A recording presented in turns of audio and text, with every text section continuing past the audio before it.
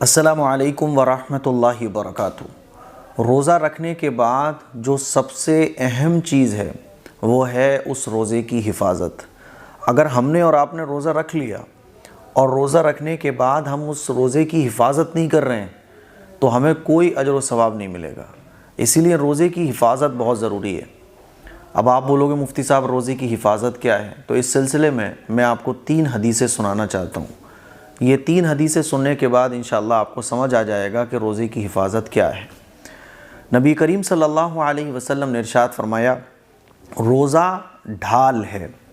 کس سے ڈھال ہے؟ آگ سے، جہنم کی آگ سے، شیطان سے بچاؤ کی ڈھال ہے۔ جیسے جنگ میں ڈھال جو ہے نا دشمن کے وار سے بچاتی ہے، ایسے ہی روزہ جو ہے نا دنیا کے اندر شیطان کے ہتھ کنڈوں سے بچاتا ہے، شیطان کے جال سے بچاتا ہے، اور آخرت میں جہنم کی آگ سے بھی روزہ بچائے گا انشاءاللہ۔ تو حضور نے فرمایا روزہ ڈھال ہے، لہٰذا جس روز تم میں سے کسی کا روزہ ہو اس روز وہ فحش گوئی نہ کرے، یعنی گندی بات زبان سے نہ نکالے، اور بیہودہ کلام نہ کرے، یعنی بدتمیزی نہ کرے، گالی گلوچ نہ کرے، اور اگر کوئی دوسرا اس سے گالی گلوچ کرے یا لڑائی کرے تو روزے دار کو صرف اتنا کہنا چاہیے کہ میں روزے دار ہوں۔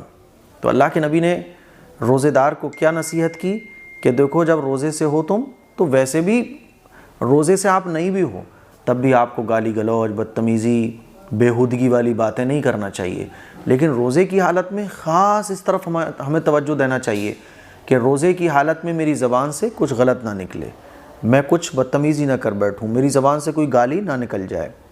تو حضور نے کیا ارشاد فرمایا؟ گالی گلوچ مت کرو، اور اگر کوئی دوسرا روزے دار سے گالی گلوچ کرے بھی تو روزے دار کو کیا کہنا چاہیے کہ بھائی معاف کر دو، میں روزے سے ہوں، میں آپ سے بحث نہیں کر سکتا۔ سبسکرائب کریے سوال جواب جاننے کے لیے، اب چاہے تو شیئر بھی کریے۔